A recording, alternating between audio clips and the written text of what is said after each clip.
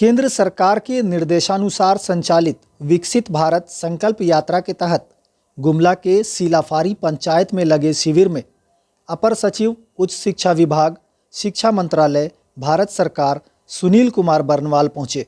मौके पर सांसद सुदर्शन भगत, उपायुक्त कर्ण सत्यार्थी, अपर समाहर्ता जिला परिषद उपाध्यक्ष सहित जिले के विभिन्न विभागों के वरीय पदाधिकारी और कर्मी मौजूद रहे। सुनील कुमार बरनवाल के जिला आगमन के मौके पर उपायुक्त द्वारा उन्हें पुष्पगुच्छ देकर सम्मानित किया गया। गुमला से बसंत कुमार की रिपोर्ट।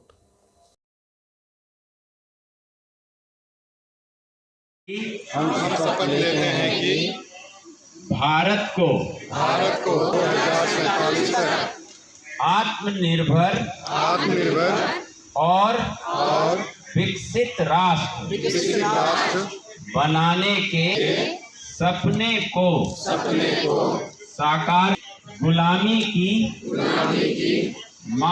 जड़ से उखाड़ फेंकेंगे। देश की समृद्ध विरासत पर गर्व करेंगे।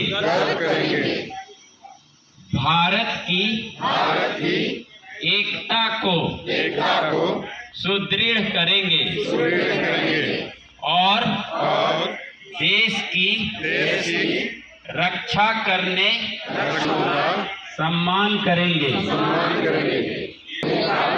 कर्तव्य निभाएंगे। धन्यवाद।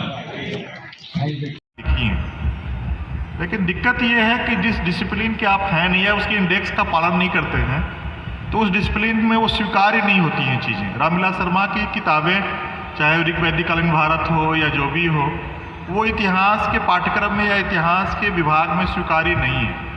तो साहित्य में इतिहास के बीज छुपे हो सकते हैं, वो पूर्णतया इतिहास लेखन नहीं होगा।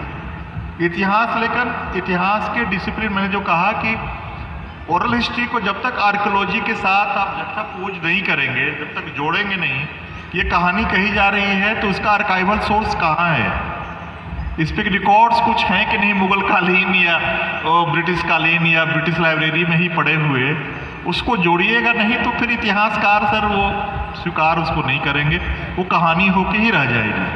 तो साहित्य में इतिहास का बीज होगा, इतिहास मुकम्मल इतिहास होगा, इतिहास के इंडेक्स के साथ जो लिखा जाएगा, जिसमें आर्काइवल सोर्स होंगे, जिसमें रेफरेंसेज होंगे, जिसमें वो पूरी वो बिब्लियोग्राफी होगी कि आप जो चीज़ कह रहे हैं आपने कहाँ से कोट किया है, तब तक वो इतिहास में स्वीकार्य नहीं होगा। वो मुकम्मल डिसिप्लिन